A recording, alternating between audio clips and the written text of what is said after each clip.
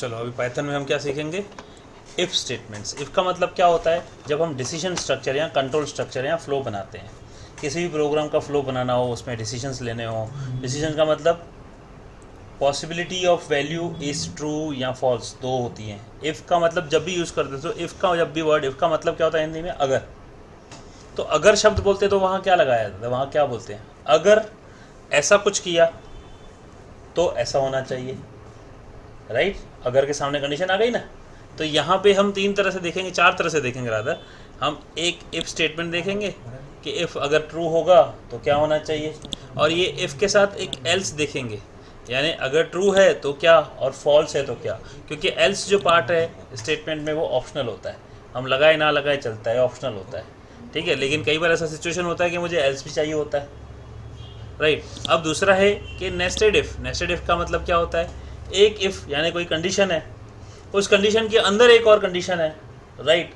अगर ऐसा किया तो ये, अच्छा अगर ऐसा किया तो ये भी है क्या, अगर ऐसा भी किया तो मल्टीपल कंडीशन हो सकती है। अगर के बाद एक और अगर होता है, या नहीं तो में एक और अगर होता है, कुछ भी, राइट। उसका भी देखेंगे हम एग्जाम्पल, राइट। अब इफ़ एल्स इफ का मतलब क्या हुआ, इफ़ एल इफ एल्स का यहाँ बहुत सारी कंडीशन हो, जिसको हम यहाँ एल्स इफ लेटर भी बोल सकते हैं, ठीक है। तो क्या है हमारे पास, एक दो तीन चार तरह के इफ़ हैं, चारों का मैं दिखा देता हूँ तुम्हें। और यहाँ पे क्या करेंगे, हम एक काम करेंगे, हम यहाँ एक पाइथन स्क्रिप्ट फाइल क्रिएट करेंगे कंट्रोल N करके। अब यहाँ पे मैं देता हूँ एग्जाम्पल ऑफ इफ़ स्टेटमेंट, ठीक है। तो हम यहाँ क्या करते हैं, यहाँ पे एक इफ़ के लिए एक छोटा सा प्रोग्राम देख लेते हैं। प्रोग्राम कुछ भी हो सकता है, जैसे कि अगर मैं बोलूँ यहाँ पे हम कोई वैल्यू देंगे, अब वो वैल्यू ए या बी कोई भी कंडीशन दे देते हैं, राइट। जैसे कि एक वेरिएबल ले लेते हैं सेल्स करके, राइट। देखते हैं, चलो यहाँ वेरिएबल ले लिया सेल्स। अब ये सेल्स का टाइप क्या होना चाहिए, सेल्स का हम इनपुट लेंगे, इंटीजर इनपुट, क्या बोलते हैं, एंटर सेल्स अमाउंट, ठीक है। तो यहाँ पे हम क्या करेंगे, सीधा सीधा करते हैं, print your sales amount is, ये सीधा सीधा सेल्स आ जाएगा। अब इसमें तो कोई कंडीशन नहीं है। अब कंडीशन का मतलब क्या है कि अगर हमने सेल्स 5000 से ज़्यादा की तो एक्सेलेंट करके प्रिंट कराएंगे, you have done excellent performance, okay. तो हम क्या करेंगे, if sales is greater than 5000, right. अब यहाँ लगाएंगे कॉलन, क्योंकि ये इफ़ क्या है, कंपाउंडिंग स्टेटमेंट है। जैसे ही कॉलन लगाएंगे, एंटर मारेंगे, देखो इंडेंटेशन आया, ठीक है। तो हम क्या लिखेंगे, प्रिंट, क्या लिखेंगे, you did the excellent performance या एक्सेलेंट वर्क, ठीक है ना, योर परफॉर्मेंस इज एक्सेलेंट, ऐसा भी कर सकते हैं, okay, your performance is excellent, okay. लेकिन कब होगा ऐसा, जब 5000 के, जब सेल्स 5000 के ऊपर होगा, यानी अगर ऐसा किया तो, अदरवाइज कुछ नहीं करना है, अदरवाइज खाली सेल्स बताना है, आपने सेल्स इतना किया है, ओके। सेल्स लिखा है और यहाँ मैंने सेल लिखा है, एरर देगा, ये सेल्स करेंगे, ठीक है। यहाँ सेव कर देता हूँ। तो हम इसको क्या करते हैं, इसको हम सेव करेंगे डी मैनर में, एक लोकेशन में जाके सेव कर देते हैं, और यहाँ पे इफ़ डेमो 1, ठीक है, रन करते हैं।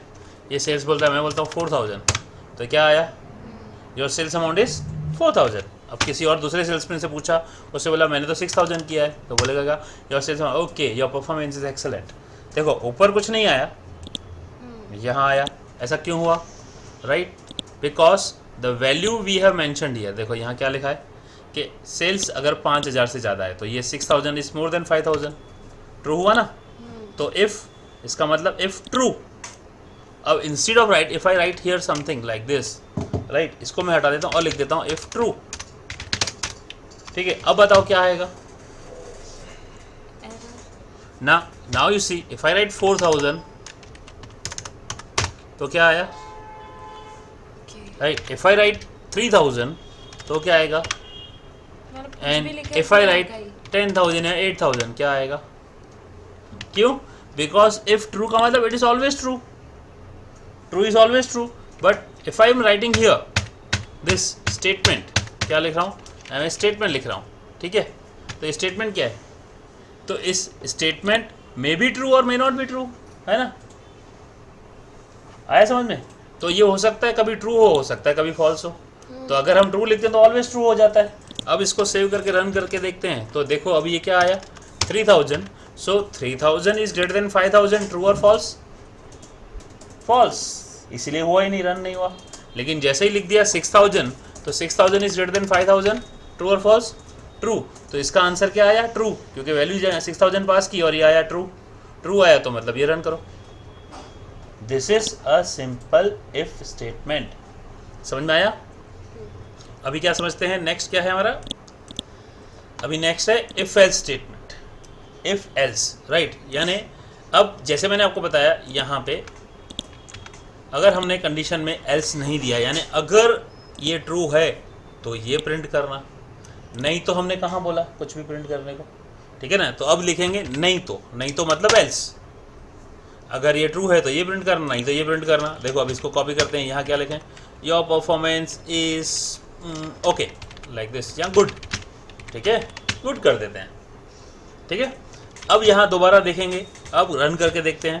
पहले अगर हमने देखा 3000 में कुछ नहीं आया था, अब 3000 डाल रहे हैं, ठीक है, तो क्या आया देखो, your sales amount is 3000, your performance good. ऐसा क्यों हुआ? क्योंकि 3000 इज ग्रेटर देन 5000। क्या आया आंसर? फॉल्स। तो ये क्या आया? अब instead of writing here this condition, if I write here false, so what will happen? Good वाला ही आएगा। हाँ, गुड वाला ही आएगा। मतलब कोई भी वैल्यू डालेंगे क्या होगा? Performance good. राइट। अगर मैंने यहाँ लिख दिया फॉर एग्जांपल देखो 8000, तो ये एक्सेलेंट आना चाहिए, गुड। क्यों? क्योंकि इफ फॉल्स का मतलब मैंने यहाँ इफ में फॉल्स पास किया, तो ये फॉल्स पास करते ही एल्स वाले पार्ट में गया, इसने सीधे इसको इग्नोर कर दिया। अच्छा, अब मैं यहाँ लिख देता हूँ if 0, now see what will happen. हाँ, अब क्या होगा? What's the meaning of 0? 0 is also considered to be false. What if I write 1? See here, it's considered to be true, right? What if I write here -1? See here, this also is considered to be true. Any value other than 0 is considered to be true, or if I write true, it is also considered true, or if I write condition, condition depends on the value. तो true एक होता है और non zero भी true होता है, और zero false होता है और फॉल्स फॉल्स होता है, राइट। इस तरह से कंडीशन चेक करते हैं। तो अगर ये देख किया, ऐसे ही हम चेक कर सकते हैं, चेक पास और फेल। कैसे होता है पास और फेल? मार्क्स पे। तो अगर मार्क्स लिखेंगे, marks is equal to integer input enter marks, तो क्या होता है? पास फेल का कंडीशन क्या है? कितना? 33 या उसके बराबर। अब यहाँ देखेंगे ना, इस एक्सप्रेशन में क्या लिखा है? एक वेरिएबल है और एक रिलेशनल ऑपरेटर है और एक कांस्टेंट है, ठीक है। इनको चेक कर रहे हैं। If marks is greater than equal to 33, तो क्या होना चाहिए? प्रिंट यू आर पास, ठीक है। Else print you are fail, okay. अब इसको हम क्या कर देते हैं? इसको हम कमेंट कर देते हैं ऊपर वाले को, ठीक है। रन करके देखते हैं। नाउ सी इफ आई से 75, यू आर पास। रन करते हैं दोबारा F5 प्रेस करके, अब दे 30, देखो यू आर फेल। तो इफ एल्स में क्या करते हैं जनरली इस तरह से। अब देखो यही चीज़ है, राइट। एक और करके देखते हैं, व्हाट विल डू? ऑड और even. How to find odd and even if the number is odd और इवन? राइट, कैसे क्या करते हैं बताओ? हम एक n इनपुट करेंगे, एंटर एनी नंबर, है कि नहीं। अब कोई कैसा नंबर पता चलता है कोई ऑड है या इवन है? डिविजिबल नहीं, remainder. If n modulus 2, right, equals to 1, what it means? The number is what? है ऑड। अगर नंबर रिमाइंडर 2, अगर आंसर 1 आता है तो it is considered to be odd, otherwise it is considered to be even. देखो, right, इसको हम check करते हैं। अगर मेरा 75 आया ऑड, 60 आया even. This is what? Simple if and else, है ना। समझ में आया? अब नेक्स्ट स्टेटमेंट क्या है हमारा? Nested if statement. Now what is the meaning of nested if? पहले ये समझ में आया इफ क्या है? इफ मतलब सिंपल स्टेटमेंट। इफ एल्स समझ में आया, राइट? अगर ट्रू या फॉल्स, इसमें सिर्फ ट्रू, फॉल्स का पार्ट लिखा ही नहीं, इसमें ट्रू और फॉल्स दोनों लिखा। अब इसमें क्या है, जब एक से ज़्यादा कंडीशन हो तब, राइट? Late us check. यहाँ पे एक और प्रोग्राम करते हैं, इसको मैं यहाँ सेव करके एक नया फाइल बना देता हूँ। इसको सेव कर देते हैं, नेस्टेड इफ डेमो कर देता हूँ मैं, पहले सेव कर देता हूँ नेस्टेड इफ डेमो 1, इसको क्लोज कर देता हूँ। This is, let me say nested if demo. If I say the program to find the maximum value of out of 3 numbers, अब हमारा 3 नंबर है, उनमें से कोई मैक्सिमम वैल्यू फाइंड करेंगे, ठीक है? इसको मैं बंद कर देता हूँ, वापस चलाएंगे। नाउ 3 नंबर इनपुट लेंगे हम, n1 is equal to integer.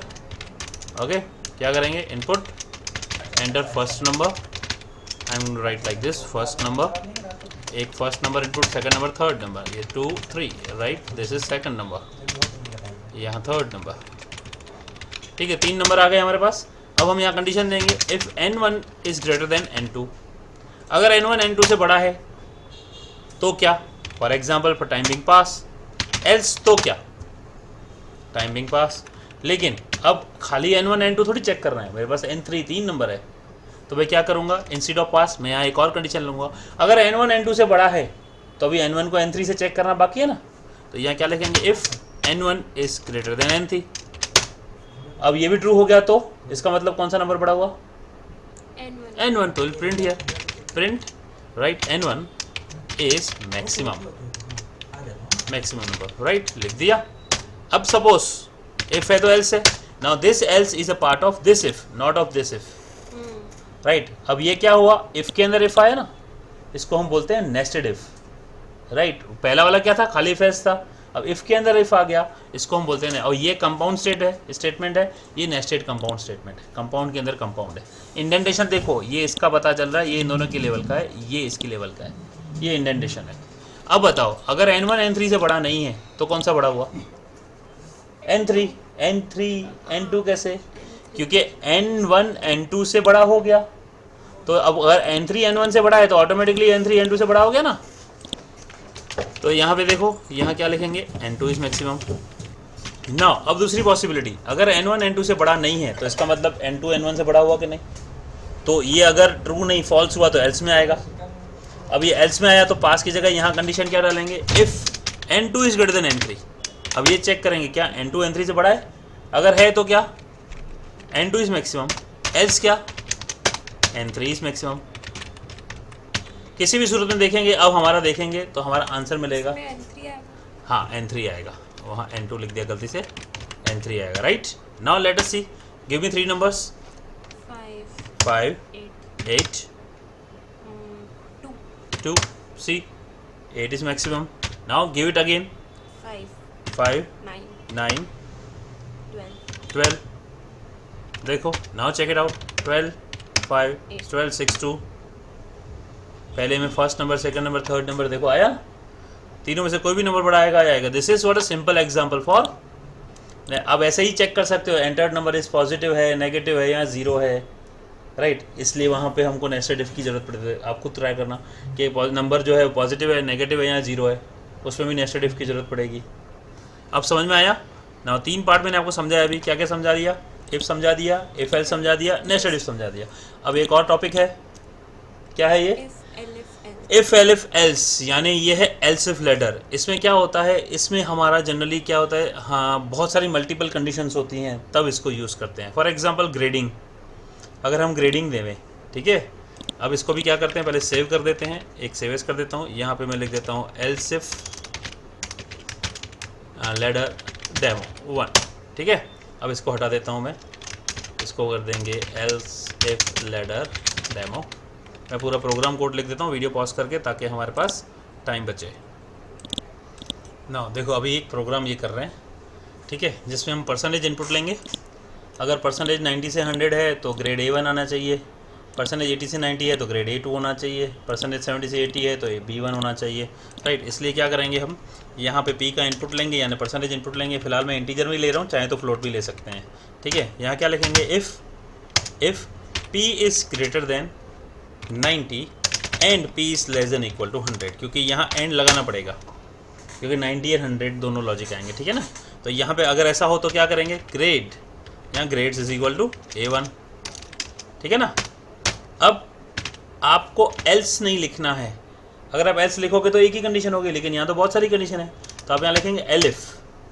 अगर दूसरी कंडीशन देनी है ना तो आपको लिखेंगे elif P is greater than 80 and P is less than equal to 90।